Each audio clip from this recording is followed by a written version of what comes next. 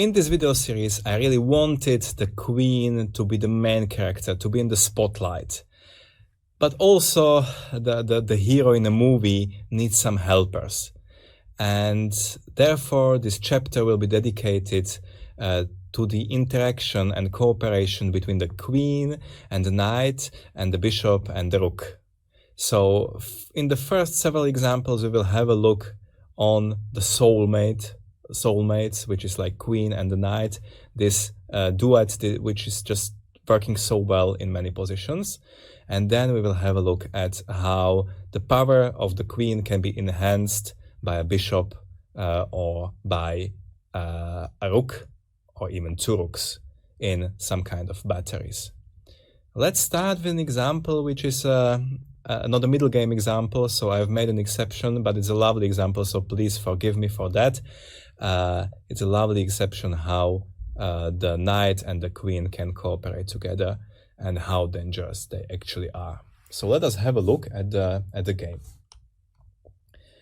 So the game is Anish Giri playing with white pieces against Yangyi playing with black pieces, and it's black to move. So if you want to turn the board from the black side, that's maybe a good idea to do now.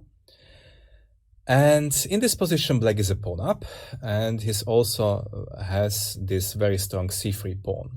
So it looks very logical that actually black somehow tries to cover this pawn and tries to win with normal measures. And that's also what probably Yangyi thought, and he played knight a4, but it soon transpired that after d5, queen d4, d6, the exchange of these two pawns, of the c3 pawn and the d6 pawn, is probably inevitable. And then there will be a situation where black has got an extra pawn on the king side, and queen and the knight against queen and the bishop, which gives him some winning chances, but objectively the position is a draw. So we should probably try to find something better even in the initial diagram. So let's forget about the c3 pawn, and let's try to look for something else.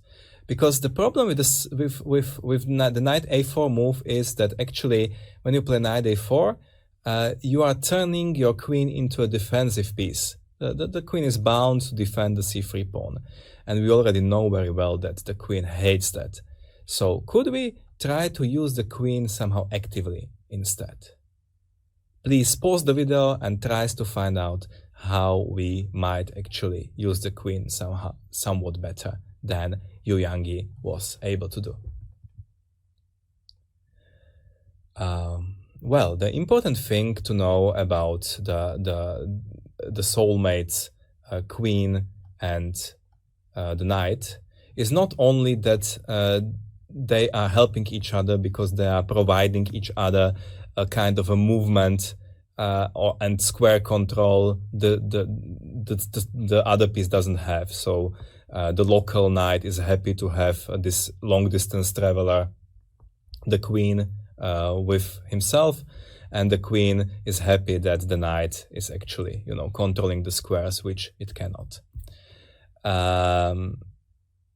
That's one thing, but the other thing is that when you have a queen and a bishop, you can control twice only one color of squares. So here, white can control twice, for example, the f2 square because it's a dark square, but not the d3 square because that's a light square, and the bishop cannot control that square. That means that for black, there are several interesting weak spots in white's camp. The spots are, of course, the light squares. So it makes a lot of sense to try to actually invade these squares, sacrificing the pawn. And that's exactly the correct way how this should have been won. Black should have played queen b7 check. And now if white plays king g1, then black goes queen f3, and after queen takes c3, black plays knight d3. So as you can see, the queen and the knight were very quick in invading the vulnerable squares in the white's camp.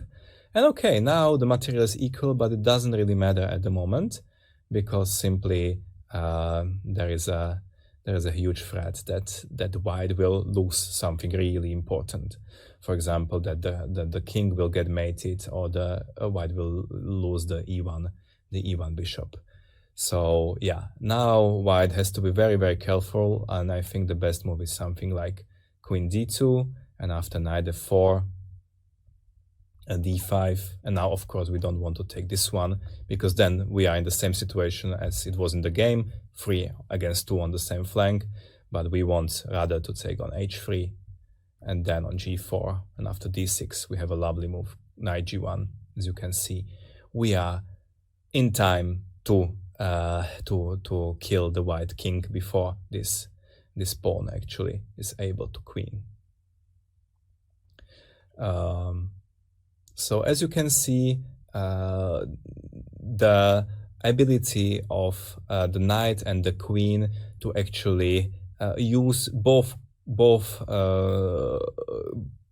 colors, or squares of both colors, is quite important in such a positions where there is quite a lot of open space for both queens to attack and defend.